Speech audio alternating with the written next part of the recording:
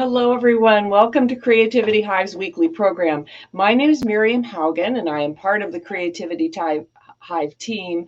We help creatives learn to make impactful storytelling videos through one-on-one teaching, live group coaching, and live boot camps. Our weekly hangout brings you people working in video and related industries from across the globe. Be sure to leave a comment. Tell us where you're joining us from, and if you've got any questions, just hop on in. So today we have Alex Devereux, who is you started out your career as a creative and then along the way discovered that you had other gifts. And so I would love to have you tell us about your journey. Wow. Well, thank you, Miriam, and I really appreciate the opportunity to share my story with you and your audience and Neil. And for me, when we first talked and we met, we shared our stories and of course, I appreciate the fact that you had an interest in what I did. You weren't bored. Weren't bored with my story. I think it's fascinating. So that's always the danger. You start talking about things. But how I started was kind of interesting. I was a very busy child, meaning that I was active. and so, hyperactive, perhaps. A little, but not not obnoxious, but just busy, right? And so what happened is my mother, she first of all, she got me into music, and so it was like, I don't want to play music, but then she managed to expose me to a classical or, organist, and so I saw this lady playing this organ. And so I was like, wow, that's pretty cool. But, I developed back problems when I was playing the piano. I'm just kidding. It wasn't a real problem. I didn't want to play. I wanted to play sports, right? But I played piano. Then I played this classical organ. And so then to keep me busy again, she put me in this art. It was like one of those mail order, not mail order, but it was, it was one of the art schools that you send your materials. Right. Out. Yeah. So mail in artwork and stuff. I said, I was doing this on my own. It's like 10 years old, right? So I kept that busy. And then she said, okay, I'm not sure what to do with this guy. So then when I went to high school, I decided to go into architecture because of the art influence. And I thought I would become this another, Frank Lloyd Wright kind of person, right? Because I was exposed to Frank Lloyd Wright and had this wonderful instructor who was a retired architect. And she treated us like we were like first year architecture students, So that means we were drawing all the time. That's what happens when you're first year. So which was really great, got into it. And then, of course, right before I was ready to graduate from high school, I decided to change my major last minute because I said, well, I like drawing, but I don't like drawing all the time. So if you're an architect, you better love to draw all the time, right? It's like being an artist. You need to be committed to drawing all the time, creating artwork all the time. And so I went into engineering because I could learn problem solving. I could learn the more math part, had good math aptitude. And so I said, let me go to structural engineering, and I can work on high-rise structures. Nice. And so I went from Frank Lloyd Wright to Mies van der Rohe, with steel and glass structures and stuff. And I said, oh, this is pretty cool. And then when I was ready to graduate again, this thing about graduating, I don't know what happens, but all of a sudden, last minute interview with this company, say, hey, we want to fly you to Texas and talk to us. Okay. What is it about? Not quite sure what I'm going to be doing because I have this structural building orientation. And then now this company that is kind of aerospace oriented wants to talk to me. So I go down there and I see this plane on the runway, and it's about ready to take off, and engine fires and it goes out about 100 yards and it goes straight in the air. I said, what's that? He said, that's what you'll be working on. Really? So it's the F-16 program. So it was my first exposure to the F-16 program. And I said, wow, well, I get two things. I get to work on a fun toy, in quotes, and also serve the country, support, America's at that time we had a few wars going on. And I said, well, if I don't have to be in the front line, I can at least be in the back line, helping, prepare things to make sure people are safe and come back safely, right?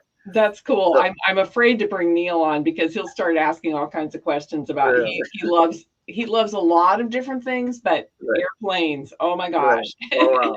Yeah. So I went from static structures sitting still, right, to these moving structures that I saw, this dynamic type of building structure, quote unquote. Because you still have put people in it, but they get to move around with an engine, right?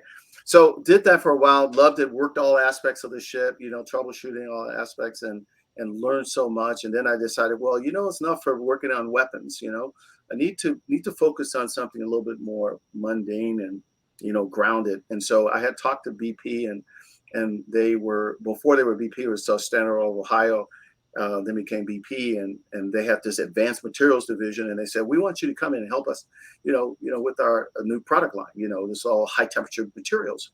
And so I said, okay, fine. So I went there, worked on these systems. It was a great experience for me, because I worked on projects internationally, and of course was able to not get myself into trouble, but let's just say that I spent more time outside of the country than I wanted to, working on these different projects, solving problems. See, back to solving problems. So Right. that was it.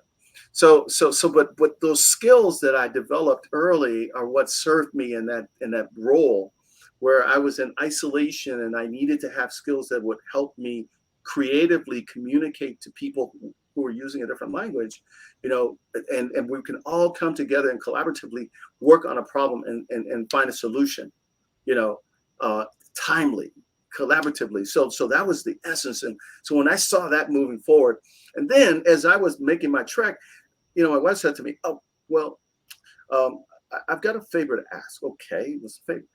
Well, I have a friend who has this nephew who's having problems with his business. Okay, what's the problem? Oh, well, he's on the verge of bankruptcy, and it's like this tool and die shop, and so he needs some help. And I said, well, I don't know anything about that. She said, well, yes, you do. You can figure stuff out. So go talk to him.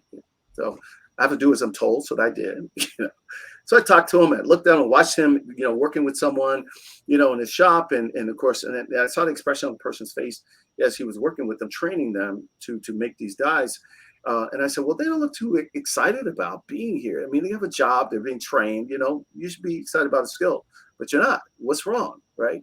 It's like me being in the field and looking at workers and saying, hey, there's a problem here. He doesn't understand something, whatever, ask a question. So I said, by the way, I was wondering, I noticed your worker wasn't too happy as he was training with you. Was there a problem? Is he not feeling well, etc.? He said, no, it's a problem. I said, so how long do people stay with you when you work with them? When you hire them and bring them in and you train them. He said, usually it lasts for about a month. I said, month. I said, so That's are a you in problem. a yes, absolutely. So I said, are you in a training business, or are you making products to sell? And he says, I'm making products to sell. I said, well, right now you're in the training business and you're training your competitors, and you need to decide which side of the fence you want to be on, training side or the production side. And so we straightened that out, found a part-time bookkeeper for him. And then I said, by the way, how are you dressing when you go to present to clients? Oh, well, I'm, this is where I dress, is in the shop. And I said, first of all, you need to comb your hair, you need to shave, put on some deodorant, you need to wear clothes, your big shirt, big pants, and present yourself as a business owner. So there it was. We cleaned him up in about 90 days. Boom! All of a sudden, he's making money. Not an enormous amount of money, but reasonably within his capacity. He's doing much better than he was before, dressing much better, etc. So that was my first taste of management consulting. And so I said, I kind of like this. I kind of like watching people change and transform and become something better and different than they were before. And so I persisted with BP and worked on projects with Mobil and Exxon and different projects. And then finally I said, look, you know what? This is not as fulfilling as that experience I had with that business, right? So then I decided to go full time, into my own business. So started, right? No expense account, it's me, Right. And so I did that, made that move, and then of course I said, and then one day I was stuck in traffic because I was on the East Coast, New Jersey area, and there's Route 1, is the main route that takes you north and south, along the state, and I said, I'm stuck in traffic, I'm away from home, 5 minutes away from home, and I've been stuck in traffic for 35 minutes, almost 40 minutes. I said, I don't know if I want to do that every day, all the time. So then I said, I need to make a change. So then I said, well, we packed the bags and we ended up moving to Phoenix, which is where we are right now. But I still had clients in New York and I had clients in other areas. I said, so that was a great experience for me in terms of making that transition, but also adapting to this remote, semi-remote, because I would travel and spend like a week, in a given area, and then of course come back, et cetera, see clients face to face. This is way before the remote thing was a good thing to do, it was an acceptable thing to do, right? So did that. Then I had a client that was a producer, and she said, oh, I want to start an infomercial production company, because she was working on projects with QVC and HSN. And I said, okay, I need you to help me. All right. So all of a sudden she talked me into helping her start an infomercial production company in LA. So I'm going, what do you know about producing, infomercials? I don't know, but I'll figure it out. Right. That was my theme. I don't know, but I'll figure it out. Right. So there we are. There I am in Hollywood, not knowing what a post house was, and then, or whatever, doing post production and all this other stuff, right? And sweetening. What's sweetening? I thought that was, do I go to ice cream parlor for that? No, that's for music. Okay. So all of a sudden I'm learning about these different things, right? And so then I had another client that says to me, oh, I need some help. Wow, what? Oh, well, the BBC wants me to bring in their characters to the U.S. and introduce them. So starting like Wallace and Gromit, and those characters, right? Yeah. Like, okay. And then I saw the character she wanted me. At that time, I was doing fax machine, right? She sent me this fax over this. I said, you got to be kidding me. The American public does not have the same humor as the Brits. I've noticed that. It's a little different, Benny Hill, maybe you can get away with him, but some of the other stuff, maybe not. So I said, okay, fine. We took this chance. We did a licensing show. We ended up bringing this character in that was part of a talk show, and he would roll around on the floor with clients. He was like the headline, the main character, and then have the other characters like Wallace and Gromit and some of the other characters, right? And so we presented at the licensing show in New York City. And so, there it was, we're there and we're talking to people, and all of a sudden we're getting people that are interested, greeting cards companies, et cetera, like Hanes t-shirts. They all wanted to buy this character, right? So that was the dynamic part. I was like, oh, this is pretty cool, right? And then what happened is that we ended up, we ended up getting on the Larry King show, like the night before the show. Oh my gosh. Cool. So this character was on Larry King show, interviewing Larry King. And then of course, and then we ended up on, Good Morning America, with Spencer. You remember Spencer back in the Good Morning America? So he was on Good Morning America. So it's, hey, this is like really great, right? So that was that other part of the creative marketing licensing thing that was happening, right? So there's a method to the madness here, by the way, leading up to, the other grand finale. So there I was doing all this stuff and going back and forth, and I think I'm just like, I need a break. I need to just kind of focus on some things that are more community oriented. So then what happened is that I said, look, I need to hunker down in Phoenix and just try to connect with the community. So I had a background in tennis too. I played tennis in college. I said, well, of course. What else?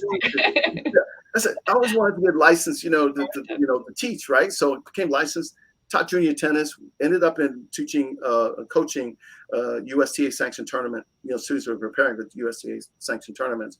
And so that was a great experience. We had some really good players, and so did that for a while. And finally I said, these kids really need help with math. So I said, well, I want to get back to my technical roots. So guess what? I ended up the small college, had a spot open for a tutor. I said, I'll tutor math. So I'm tutoring math. All of a sudden he said, oh, well, we noticed your background is that you have, you have engineering in your background. It's like, we have this engineering systems class you can teach. Okay. We just lost your instructor and you need to fill in. All right. So I said, I'm thinking 2 hours, 4 hours a week, that sort of thing, right? It was like 4 hours a day, 5 days. I wasn't teaching engineering now. Yes. And I'm going, I wasn't ready for that, So I said, but I made a promise and so I'm going to keep it. And so I did it, right? And so ended up teaching this class and really started getting into students. And average age is about 26. So you got people that are coming second, third career choices. So they have some unique challenges. And that's why learning the math was important, They wanted to basically be able to move their careers into the technical areas, right? Mm-hmm. And so I said, okay, fine. So I'm teaching this engineering systems class, and then finally, after about a couple of years of twisting my arm and keeping me around, right? They say, hey, we got a chair position open, and we want you to apply for the chair position. Okay, apply for the chair position, get the chair position. So then, at the time, I had one program. I had associate program, teaching civil architecture, mechanical drafting, CAD related stuff, CAD, computer aided drafting. And so I really got into that, right? And all of a sudden, next thing you know, they said, oh, we've got another program we want you to start, right? We want you to start a bachelor's digital entertainment and game design program. I'm going, what does game design have to do with, civil architecture and drafting? 3D modeling, yes, okay, but what more than that? Maybe some 3D Studio Max or Photoshop and whatever, for images and preparing, for capstones. But what does it have to do with game design? Game design is just so much more to game design. Oh, but you need to start a game design program. So I started a game design program. Okay, then I have to figure out how to convince my CAD students, technical graphical students, to move into this creative space where they have to write stories. They weren't the best writers. They were to write stories, and then they have to create this environment, and then they have to show the dynamics. Use we have to use the Unreal Editor. Figure out how to use the Unreal Editor. Okay, really? All right, fine. You got to figure that out now. And then they say, then I have to hire instructors.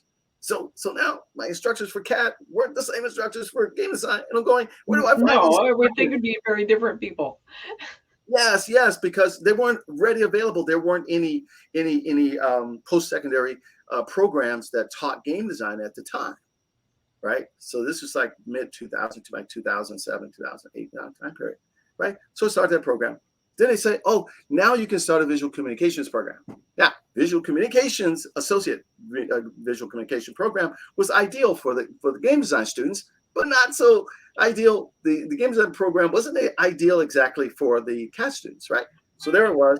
I had these visual communications folks, right? So there it is. I've got these guys going on.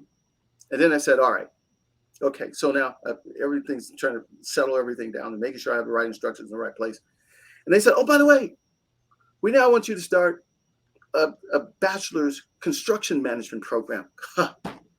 Well, that's like cats and dogs trying to become, if you work with cats and dogs early, like puppies and kittens, they're fine when they grow up. When you have adult cats and adult dogs, it takes them a while to get used to each other. That's how construction people were with design people.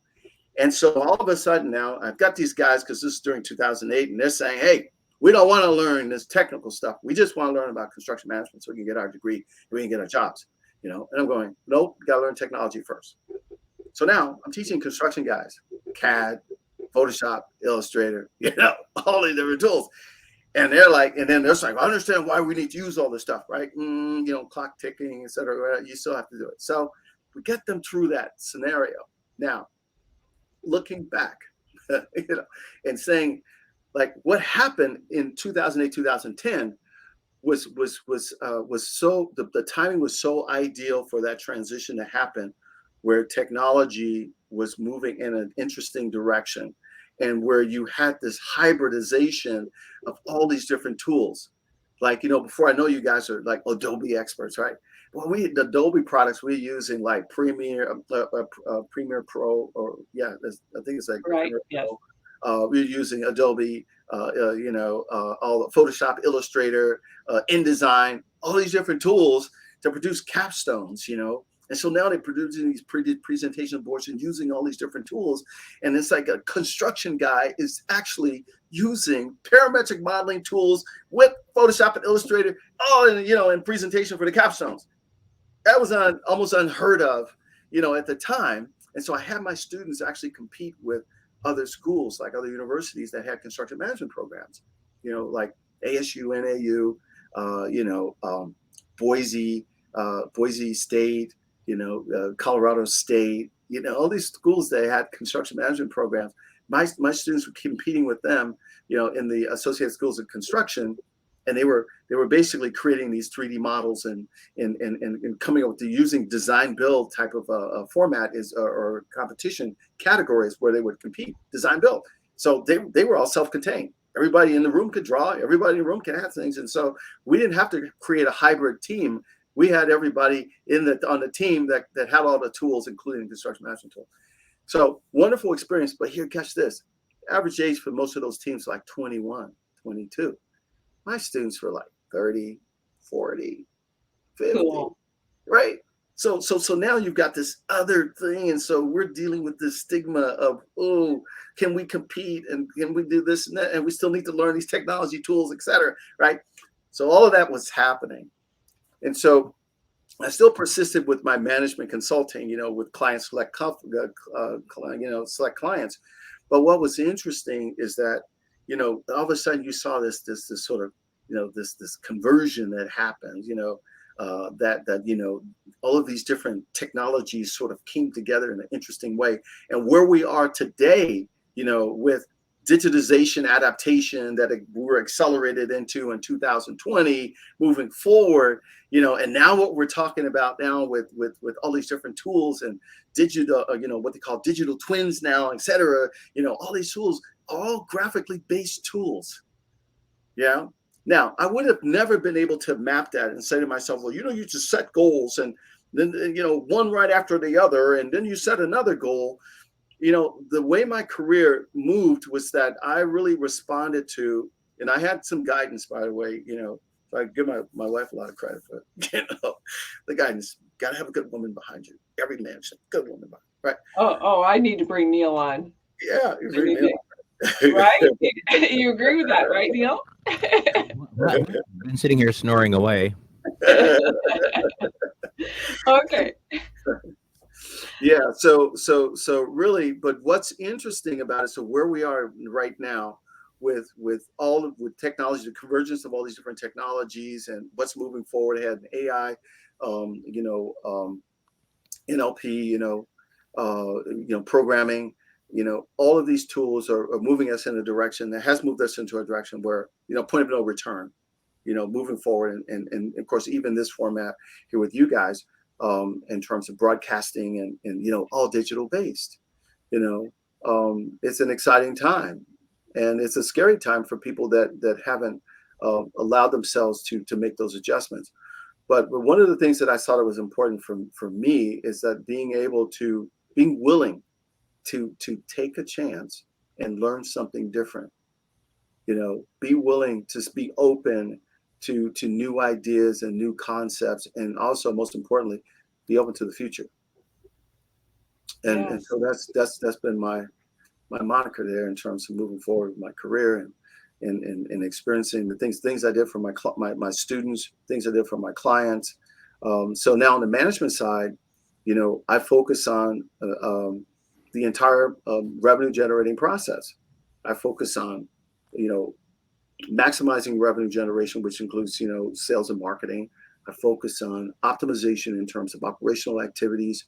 And then I focus on the back end in terms of, return on investment, which includes delivering your product or service, supplies or inventory, conversion, et cetera, cycling, those things. And then, of course, investing in the company long term.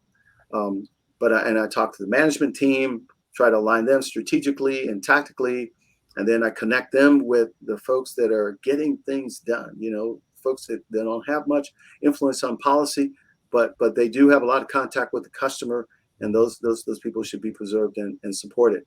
And so I look at that whole system in a very holistic way, in a balanced way, to move it forward in the most constructive way possible.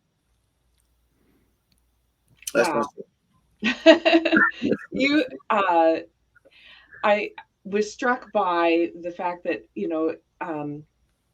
flexibility is like a muscle that you can exercise, and you have learned to be adaptable, to learn new things constantly, and not just say, well, this is like you say, this is my path, this is what I'm doing, and you've been so open to everything, and that is incredible. Wow. Well, let me tell you, there was times when I wondered about myself and saying, hey, are you making a good decision here or whatever? But like I have this intention to follow this very traditional way of starting your career. You go to school, you get a job, and you spend some time on that job, and then you maybe after about 4 or 5 years, maybe 10 years, you move to another job. And I tell you, it was tough. It was a tough decision to make when I finally decided to leave the corporate environment because, it was kind of like flying without an instructor. you know, Yeah. and you've got to remember your lessons, and then you realize the lessons that you learned weren't quite the lessons you needed to solve some of the problems you were in flight. They say, by the way, we forgot to train you how to deal with thunderstorms. You know, Uh-oh. we forgot to tell you how to deal with hailstorms, right? We forgot to tell you what to do when you're experiencing a hurricane, a tornado. You're near a tornado, and what do you do? How do you deal with that? So a lot of that had to be me becoming very introspective, and being willing to make some mistakes. To not limit myself to just what I knew from the past, is the willingness to learn with respect to the future. And so sometimes being future focused can be very unsettling and very challenging, especially when you feel like, I remember this book that's what the title, it was called Road Less Traveled by Dale Millman. I think it was, it was it Millman.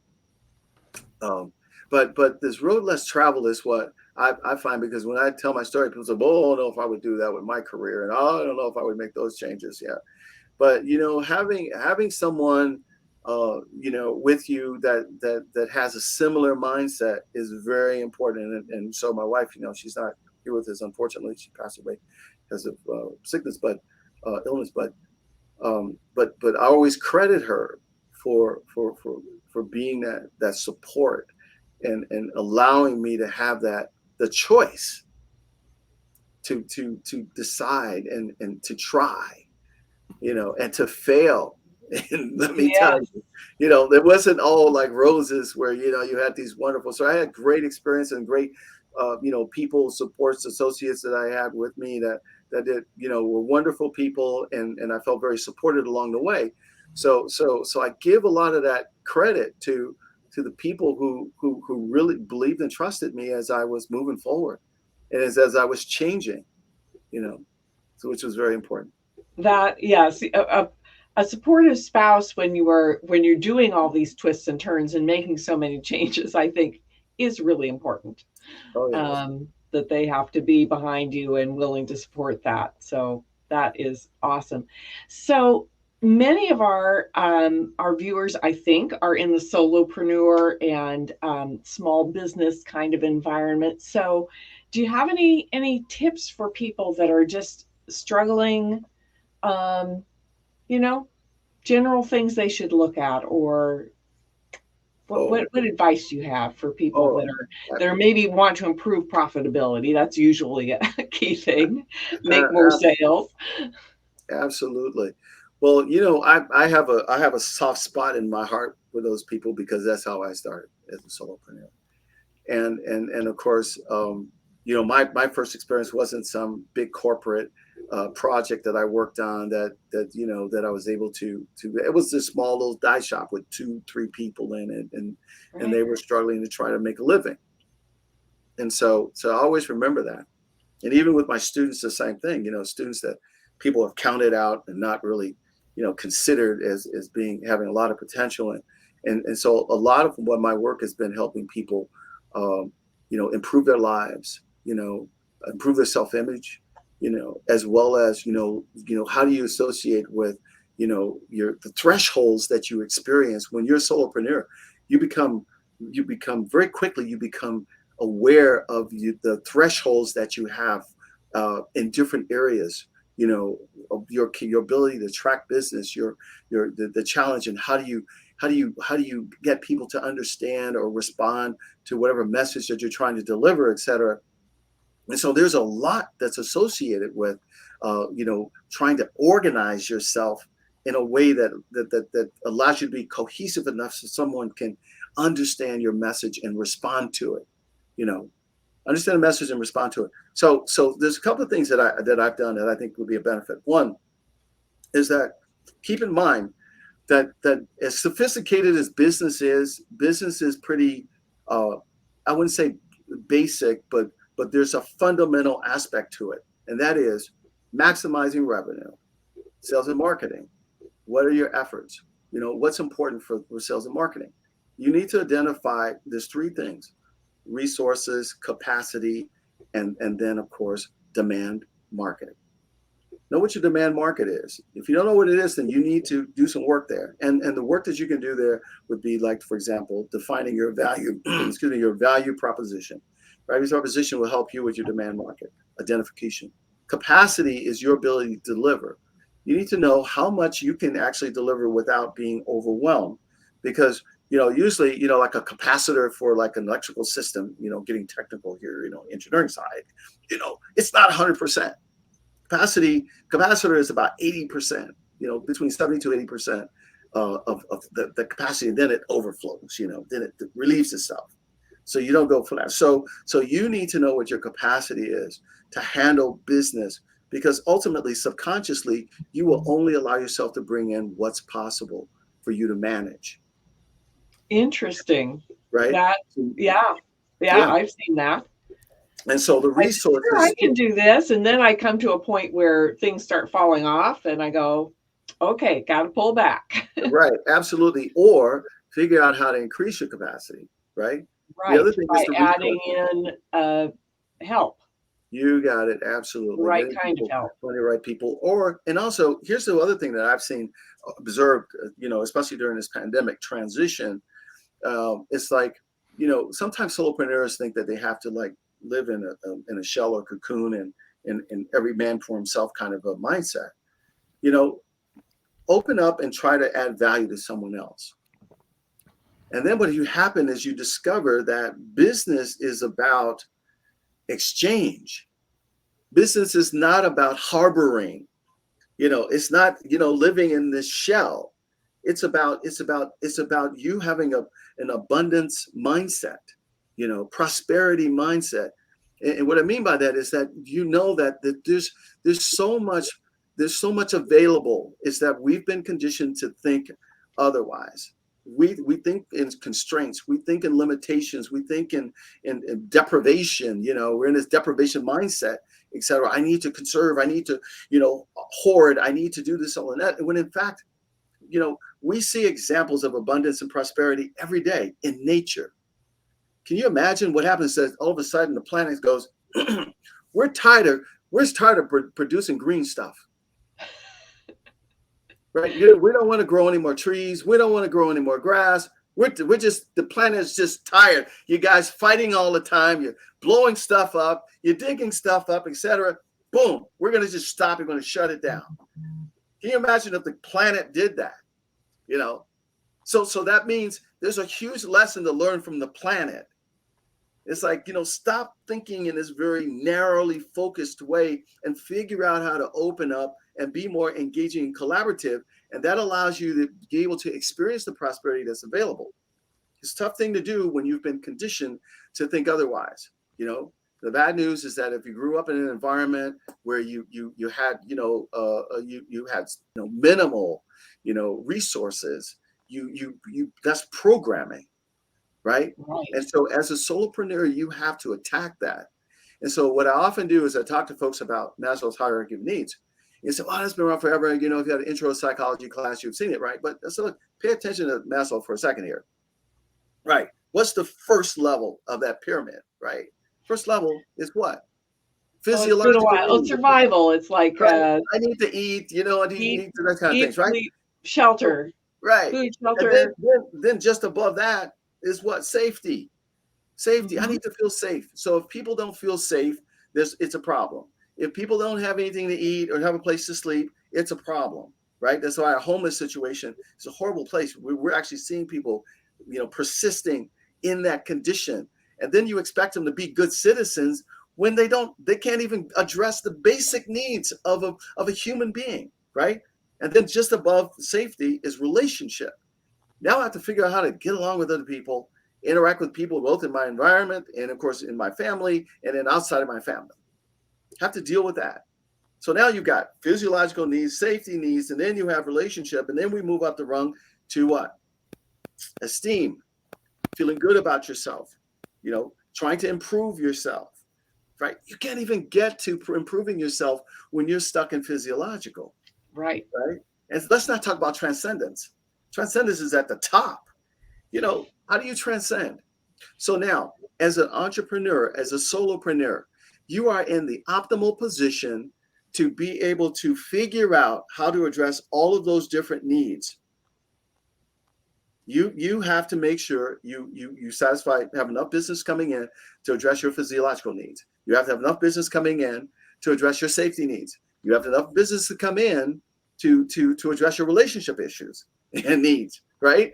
And then you have to have enough activity to be able to do what? To continue to grow, to continue to improve, right?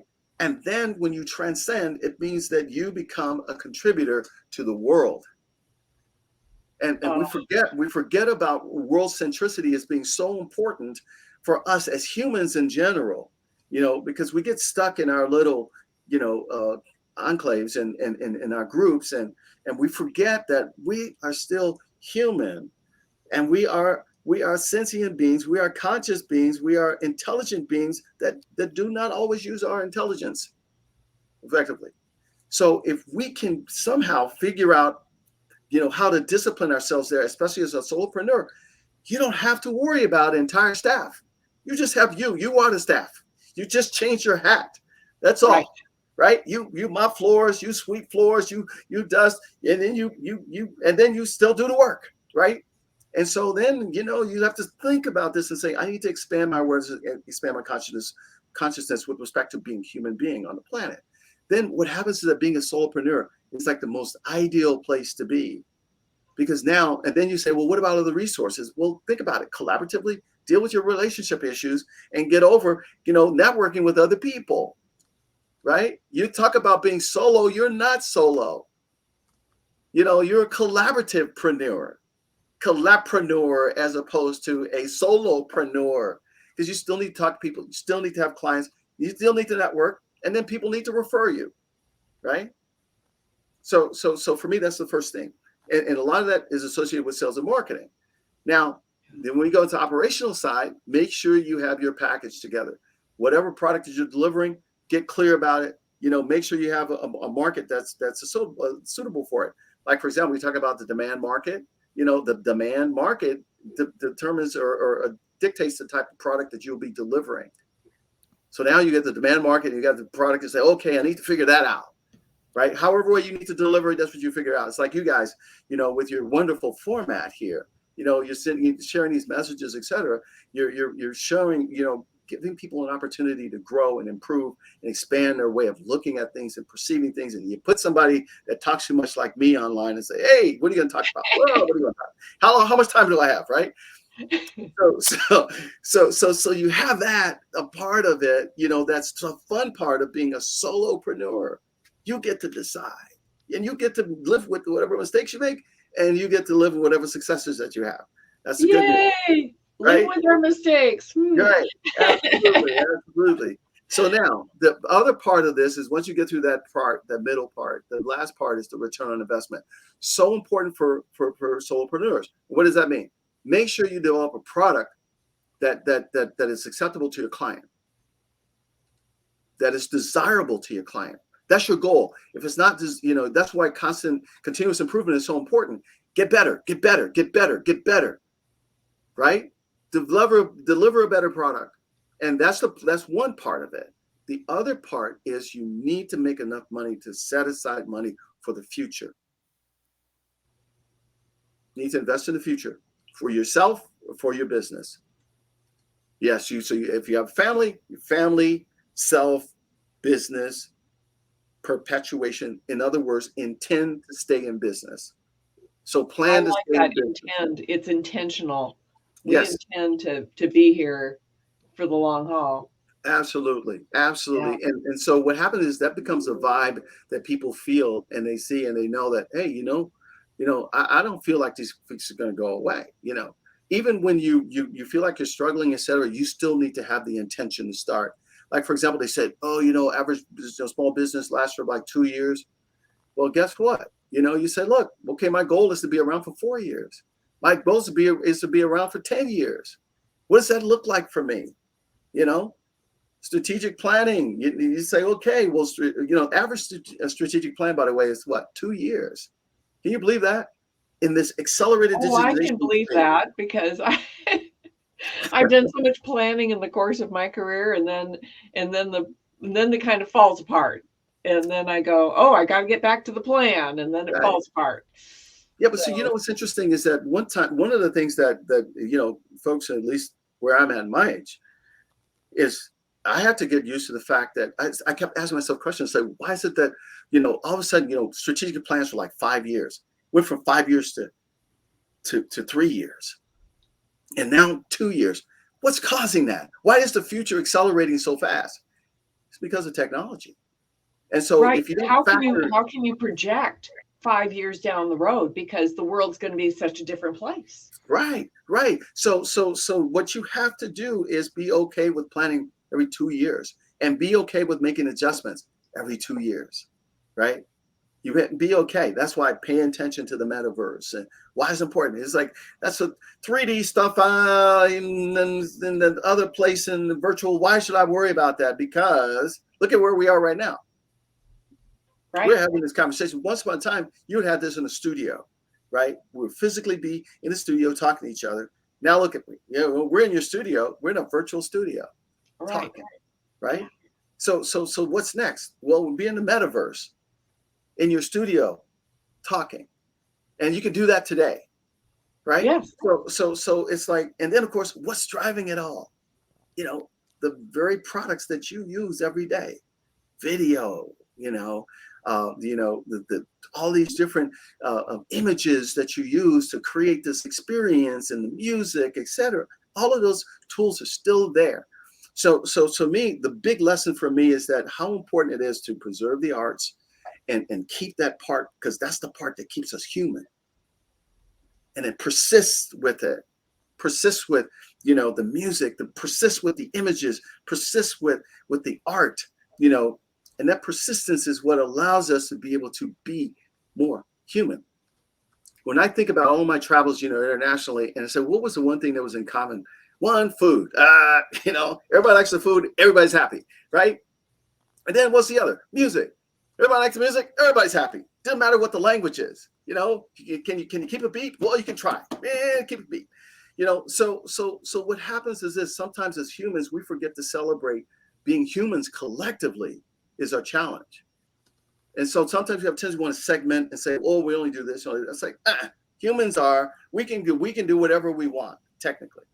And so the challenge is, how do you, now we talk about Maslow, how do you go from that Maslow structure and move that into and collaboratively engage with other people, and try to think about it from a more centric, world-centric standpoint, as opposed to just being exclusively focused in this exclusive, ethnocentric mindset, because that's what gets us in trouble when we start to segment and we forget that we're humans first.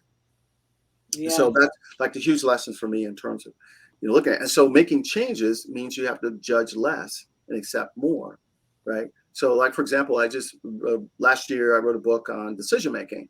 And so because of what was happening in the pandemic and how managers are struggling to make decisions. And so what I saw was that this really, it's really about choosing, deciding, and accepting whatever decision that has to be made, and then being able to commit to it. But what I discovered that was so important was that it was a paradigmatic shift that had to happen before you could actually move into a space that allowed you to move to a whole nother experience, right? And that paradigmatic shift had to do with your mindset. You say, well, wait a minute, what are you talking about mindset? Well, we talk about fixed mindset for growth mindset. I get that, right?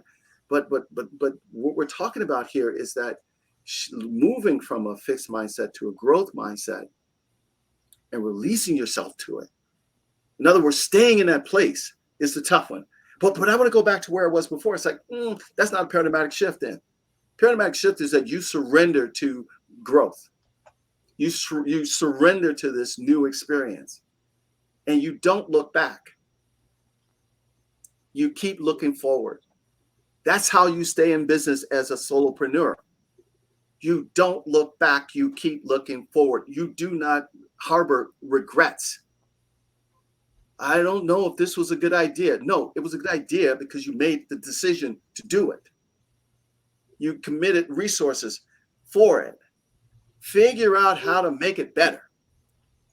That's the challenge. And so what I do with my clients, I help them stay in that space.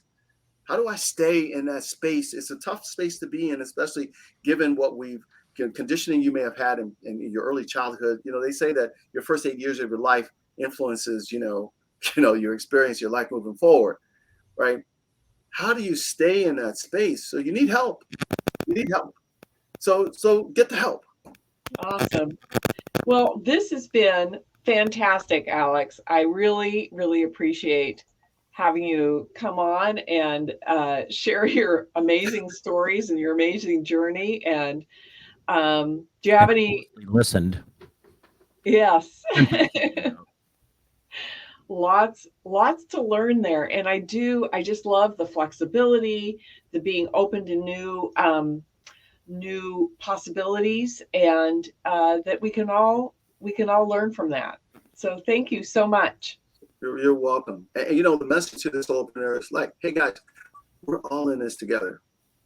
Yes. We're like really one big family. It's just that we haven't met each other. Right. That's it. We haven't met each other. And there's so much in the numbers in terms of just the connection, et cetera. And see, that's what you have to carry with you, because you start alone and thinking that you have to make this trek alone and you have to compete alone. And it's like, you don't compete alone, you compete together and you compete collaboratively. And that's how you stay in business. You don't stay in business by yourself. That is great. Well, we will say goodbye, everyone. Okay. Well, thank you so much. Thank you, Neil. Thank you, Miriam. Appreciate the opportunity to share with you guys. Yep.